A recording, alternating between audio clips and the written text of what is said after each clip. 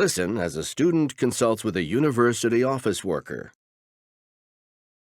Hi, I'd like to talk with someone about joining the staff of the student newspaper. You're talking to the right person. I can help you with that. Let me ask you a few questions. First, what year of school are you in? I'm a freshman. I'm in my first year. So you've never worked on the newspaper before? Not at this university. I worked on the school paper in high school. In fact, I was the editor of the paper in my senior year. Oh, that's very good. So you do have some experience. Yes, lots. But not on a college paper. No, on a high school newspaper.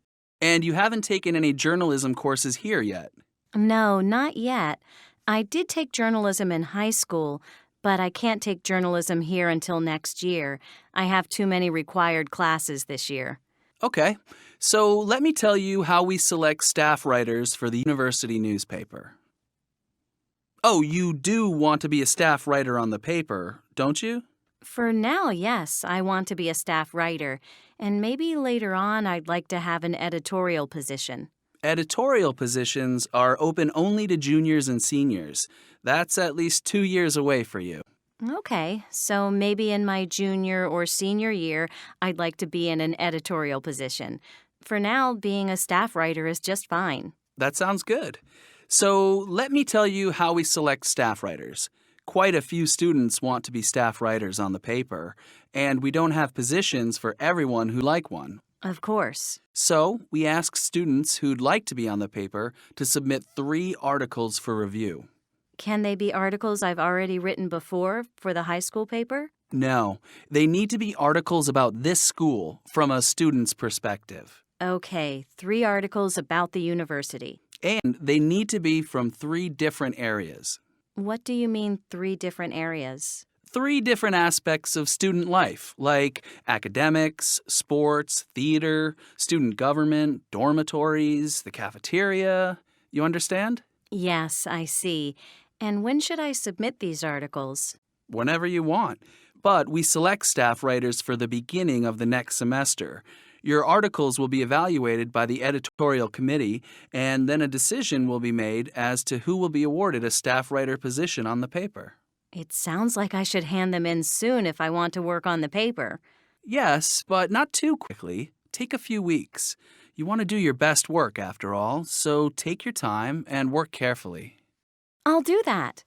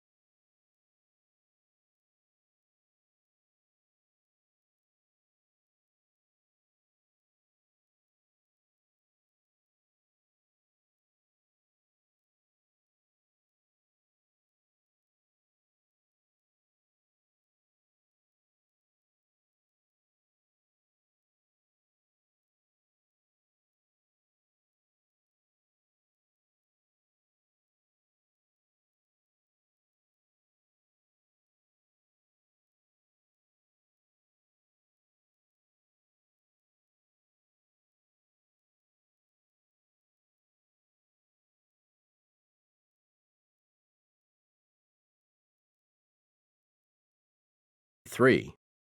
Listen again to part of the passage, then answer the question. Okay, so let me tell you how we select staff writers for the university newspaper. Oh, you do want to be a staff writer on the paper, don't you? For now, yes, I want to be a staff writer. Why does the office worker say this?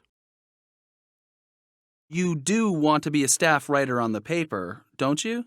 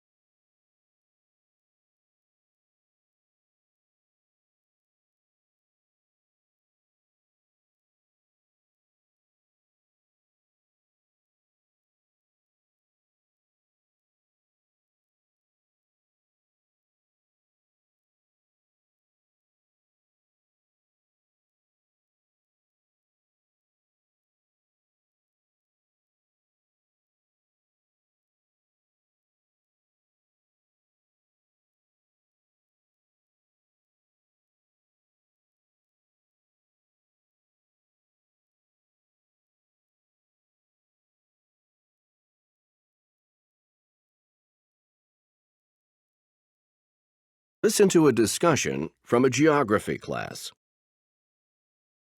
Today we're going to talk about two lakes, the Great Salt Lake and Lake Bonneville. Most people are quite familiar with the Great Salt Lake, but not everyone is quite as familiar with Lake Bonneville. First of all, let's look at a map that shows both the Great Salt Lake and Lake Bonneville. Now, Gwen, from your homework and the map, what can you tell us about the Great Salt Lake and Lake Bonneville? Lake Bonneville was a lake during prehistoric times. The Great Salt Lake is the largest surviving remnant of the prehistoric Lake Bonneville. Yes, and how old is Lake Bonneville? Lake Bonneville emerged 1 million years ago. And how big was it? It was an enormous lake that covered about 20,000 square miles. Okay, so Gwen has explained that the Great Salt Lake is a small remnant of Lake Bonneville and that Lake Bonneville was 20,000 square miles in size. Now, Nick, just how big is the Great Salt Lake? The present Great Salt Lake is much bigger than Lake Bonneville was. Are you sure? You want to try again? Oh, did I get it backward? What did I say? I mean, what I meant was that the Great Salt Lake is much smaller than Lake Bonneville. Lake Bonneville was much larger than the Great Salt Lake is today. You got it this time.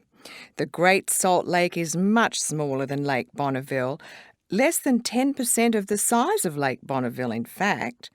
The Great Salt Lake covers about 1,700 square miles. This is a rather large lake today, but it's much smaller than the lake that preceded it. And there's another big difference between the two lakes besides the size. It has to do with the water.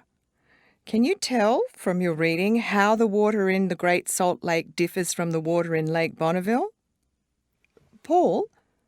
A big difference between Lake Bonneville and the Great Salt Lake is that Lake Bonneville was a freshwater lake, while the Great Salt Lake, as you can tell from its name, is a saltwater lake. Exactly. Now let's look at the reasons why this lake has become a saltwater lake, and in fact has water that is much saltier than ocean water. What is it that makes the Great Salt Lake so salty, Gwen? The Great Salt Lake is salty because it has no outlet. 3 rivers feed into it, the Bear, the Weber, and the Jordan River.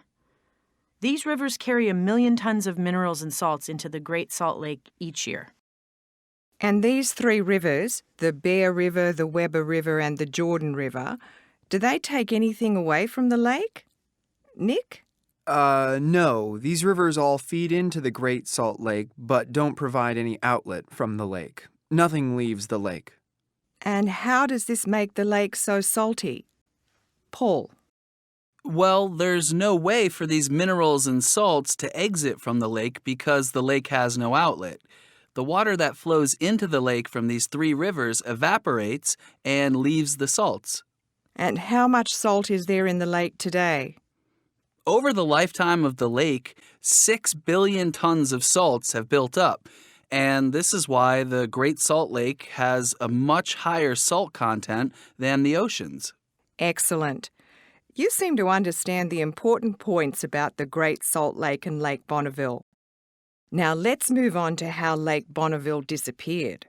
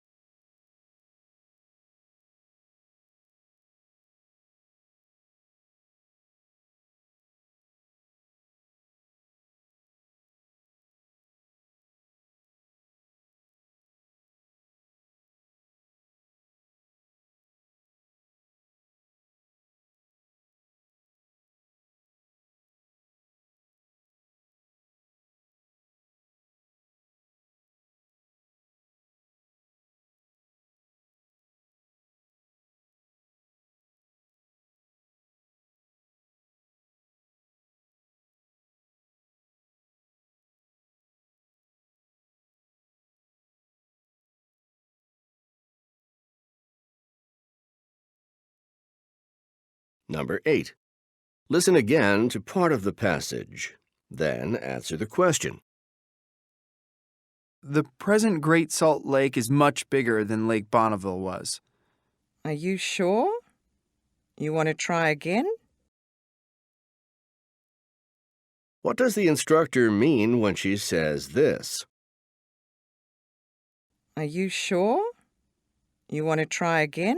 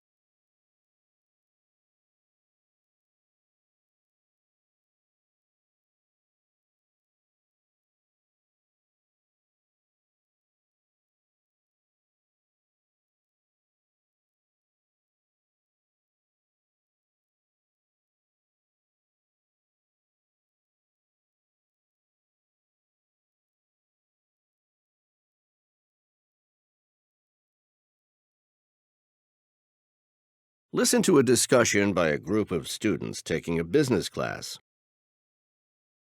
Our presentation for marketing class is in a few days. Let's see what information we've come up with. We're talking about Kleenex tissues, right? Right. Our topic for the presentation is the marketing of Kleenex tissues early in its history. We're supposed to show how the early marketing of Kleenex helped to turn it into such a successful product. Successful is right.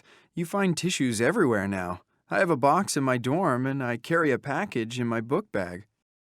There seem to be 3 clear phases in the early history of Kleenex.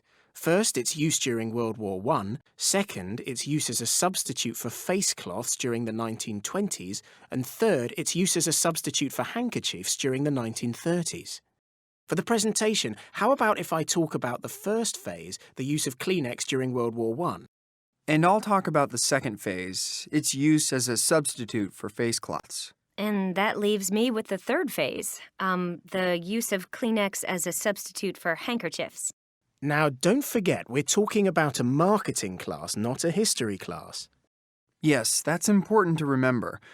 Now, why don't we review the key points for each of these phases, with an emphasis on the marketing of the product during each phase? Sounds like a good idea to me. So, I'll go first. The first phase of the product was used during World War I. Cotton was in short supply during the war, so the Kimberly-Clark Company developed Kleenex to use in bandages and gas masks. During this first phase, the company didn't need to worry about marketing the product. Because it was during a war, there was very high demand for the product and no real alternative to it.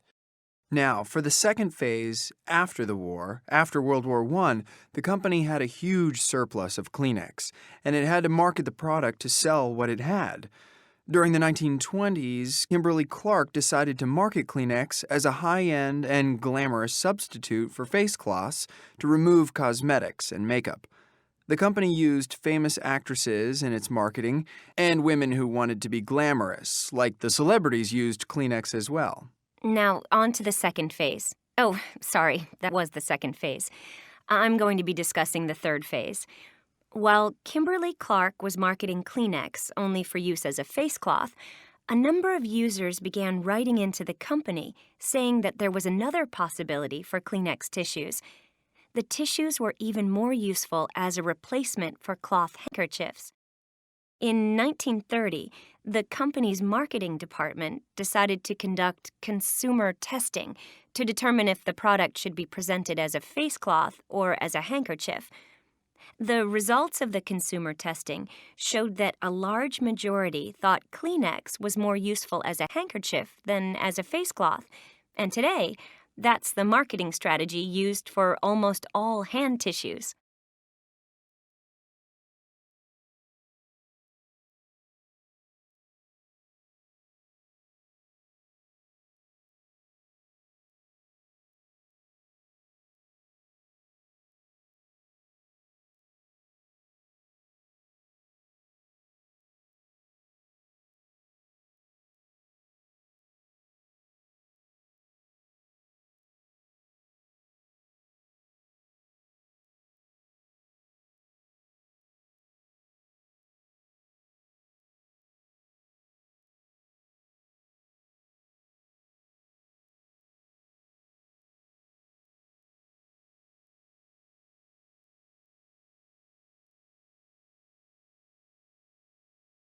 Number 13. Listen again to part of the discussion, then answer the question. There seem to be three clear phases in the early history of Kleenex. First, its use during World War I. Second, its use as a substitute for face cloths during the 1920s. And third, its use as a substitute for handkerchiefs during the 1930s. For the presentation, how about if I talk about the first phase, the use of Kleenex during World War I? And I'll talk about the second phase, its use as a substitute for face cloths. And that leaves me with the third phase, the use of Kleenex as a substitute for handkerchiefs. Now, don't forget, we're talking about a marketing class, not a history class. Why does the man say this? Now, don't forget, we're talking about a marketing class, not a history class.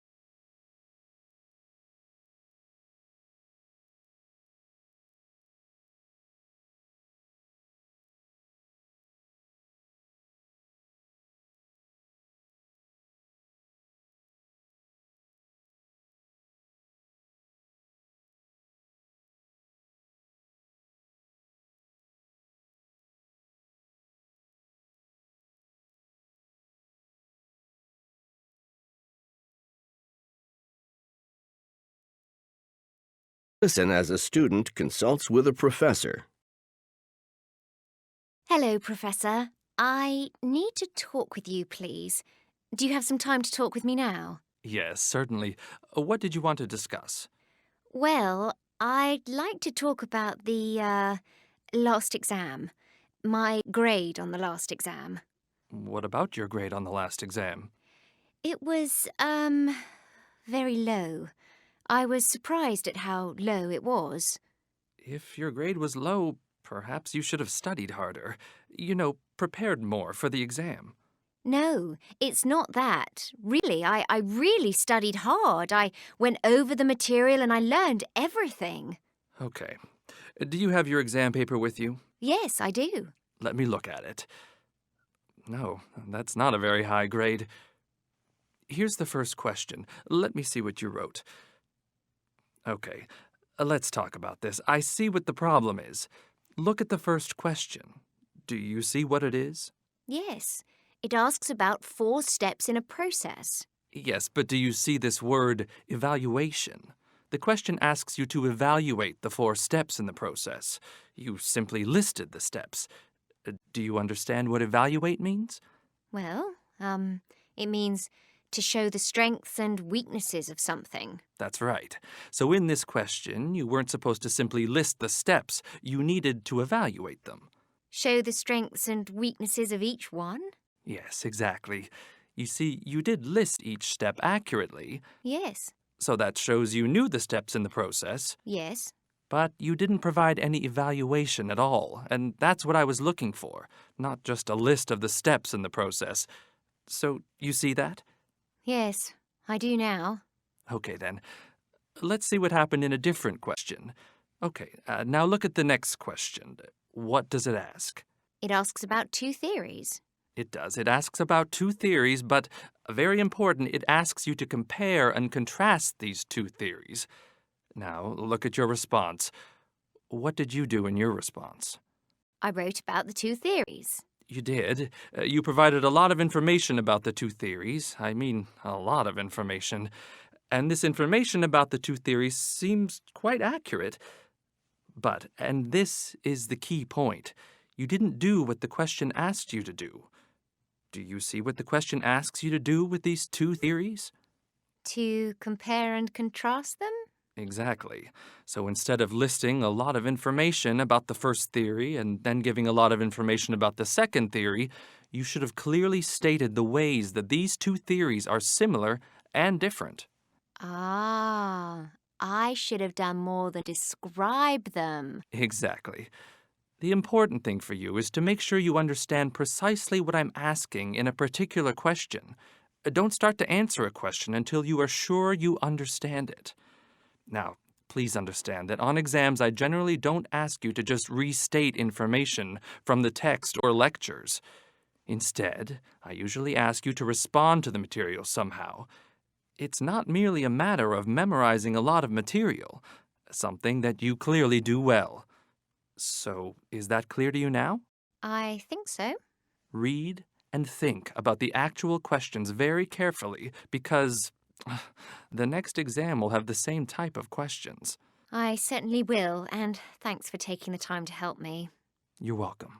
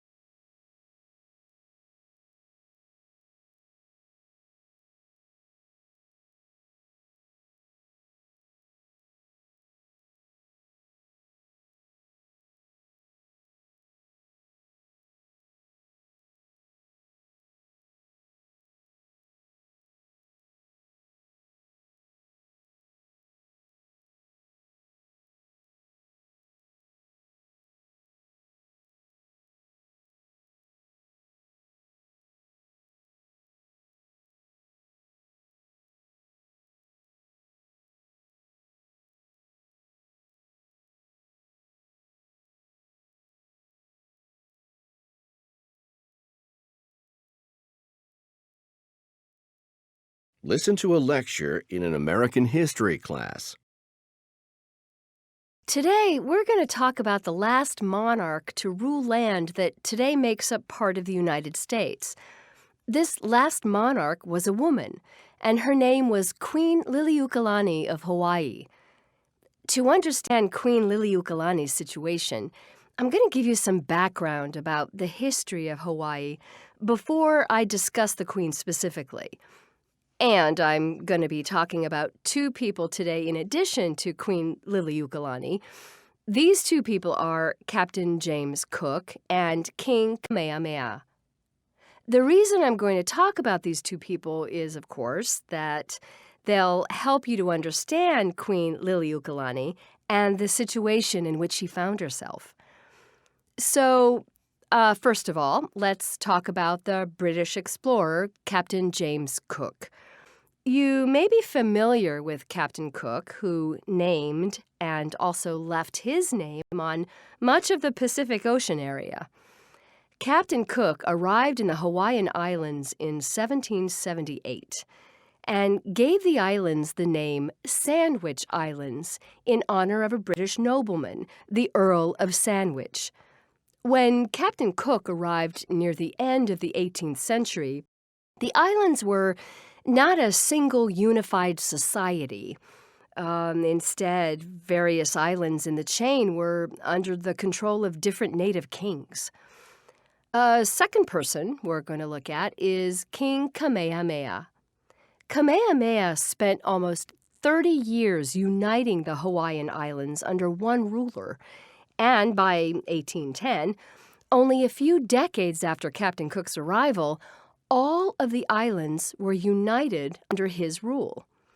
King Kamehameha was the first to reign over all of the islands together, and he ruled over them until he died in 1819. A number of other kings followed Kamehameha as the islands' rulers during the 19th century. Now, we can discuss Queen Liliuokalani, the last monarch of Hawaii. Liliuokalani became queen after her brother, King Kalakaua, died in 1891. Liliuokalani was the first and only female monarch to rule the Hawaiian Islands, and she was the final one. Liliuokalani became queen during a period when a large percentage of the population believed that it was better to have a democratic government than a monarchy. But Liliuokalani refused to consider ending the monarchy, and she also refused to consider limiting the power of the monarchy or initiating a democratic government. In 1893, 2 years after she became queen, she imposed a constitution granting complete power to the monarch, and it was at that point she was removed from the monarchy. Over the next few years, there were a number of scenarios to try to reinstitute the monarchy. But by 1898, Liliuokalani had renounced her claim to the royal throne of Hawaii. She received a pension from the government and returned to her royal estates, where she lived out her life for the next 20 years with the title of queen, but without the authority. Thus, she became the last monarch of the Hawaiian Islands. I know that the Hawaiian names can be a bit difficult to remember, but I hope you got the important main points. That it was King Kamehameha who unified all the Hawaiian Islands under one monarch, and it was Queen Liliuokalani who was the final monarch of those islands. Well, that's all for today.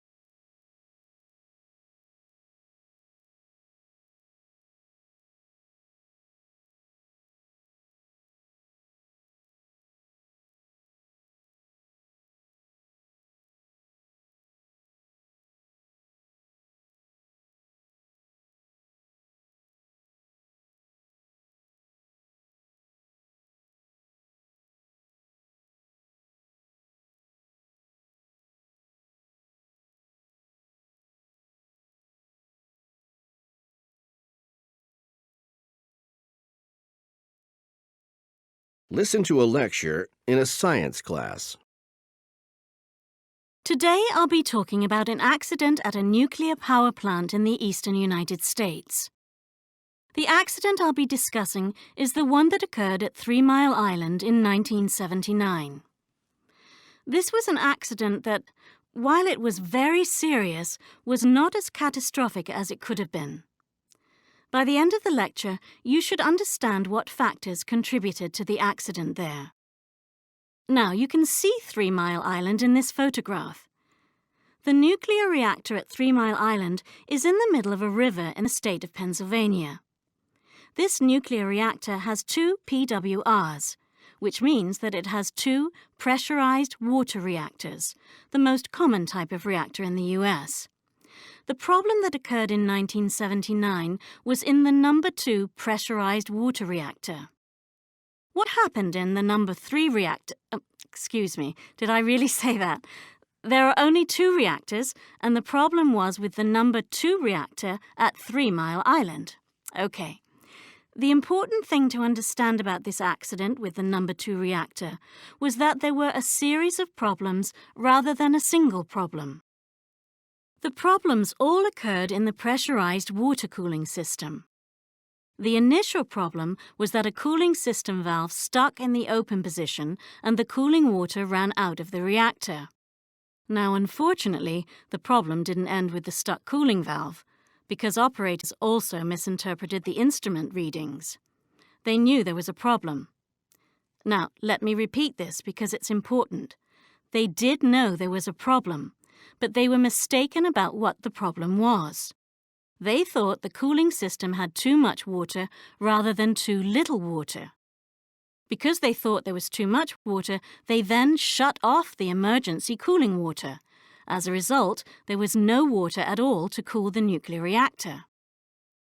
Now, a complete nuclear meltdown didn't result when the emergency cooling water was turned off, but there was a partial meltdown.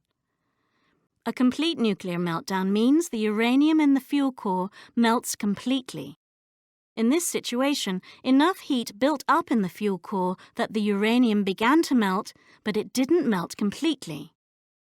I hope you understood the series of events that led to the problem at 3 Mile Island, a problem that, while serious, could have been catastrophic.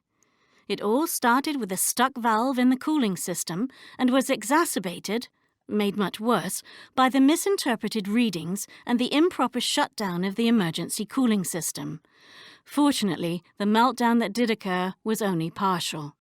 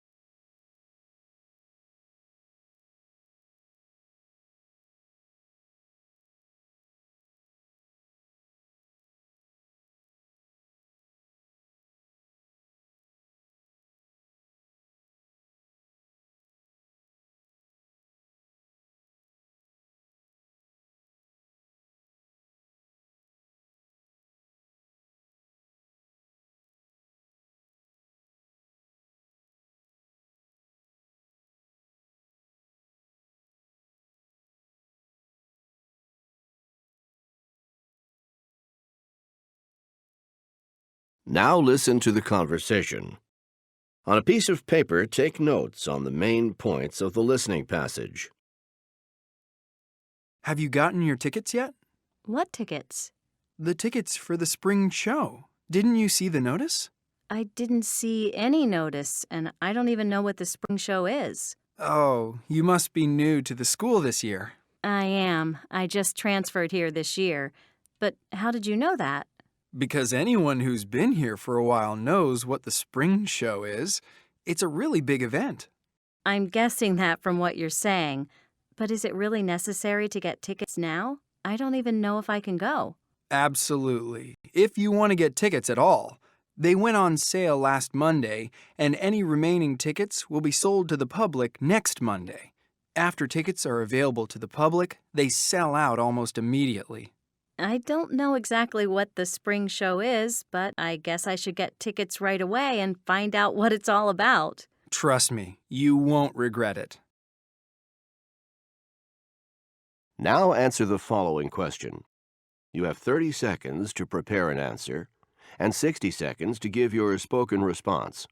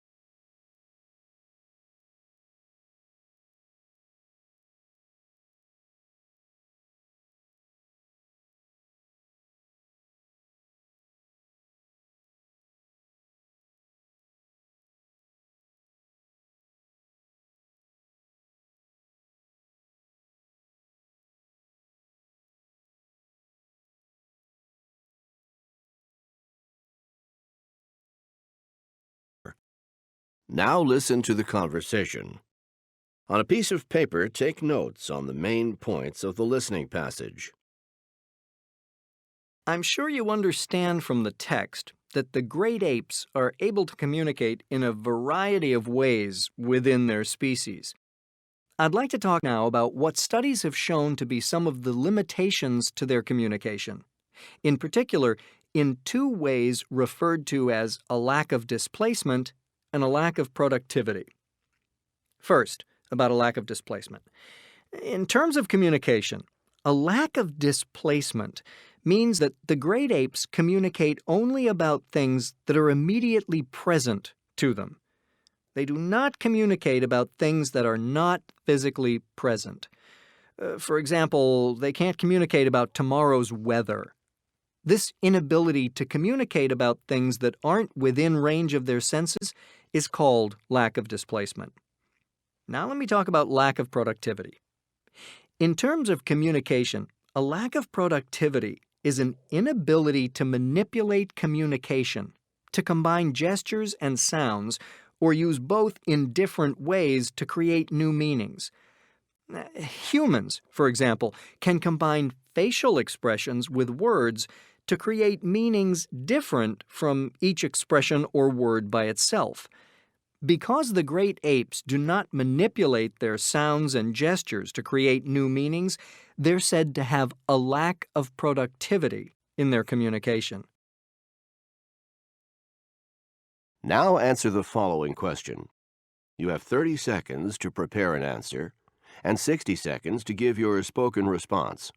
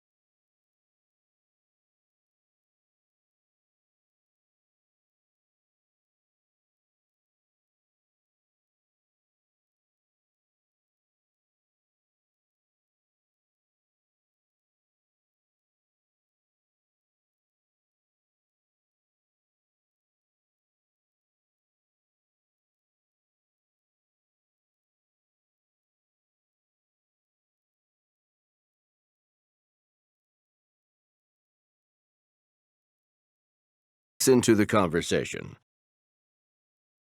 Hey, Tina, what's up? You don't look too happy. Oh, I've been trying to choose my classes for next semester. And that's a problem? You don't like choosing your classes? I actually enjoy doing that. Sometimes I do enjoy it, but not this time. Why not? Because I've put off taking some of my required classes, a science class in particular, and now I can't put it off any longer. I have to take a science class next semester. You're dreading taking a science class? That doesn't sound too terrible to me. It doesn't? Just thinking about science scares me. Have you taken any science classes yet? Is there one you can recommend to me? No, I haven't taken any science classes yet either, but I'm looking forward to taking some. You are? Really? I'm not very good at it. But you only have to take one science class, and there's so many to choose from. I mean, you can take astronomy, or oceanography, or health, or physiology, or geography, or environmental studies. There are so many interesting ones to choose from. You should pick one that you think you might like. I guess so. I could choose a subject I like. At least it would be interesting even if I don't do well in it. You know, you really might enjoy a science class. Think more positively about it and you may be pleasantly surprised. Okay, I'll try to do that. And how about if we both choose a class and sign up for the same course and we can take it together? Now that sounds like a good idea. Let's do that and I'll get my science class completed as well. Now answer the following question. You have 20 seconds to prepare an answer and 60 seconds to give your spoken response.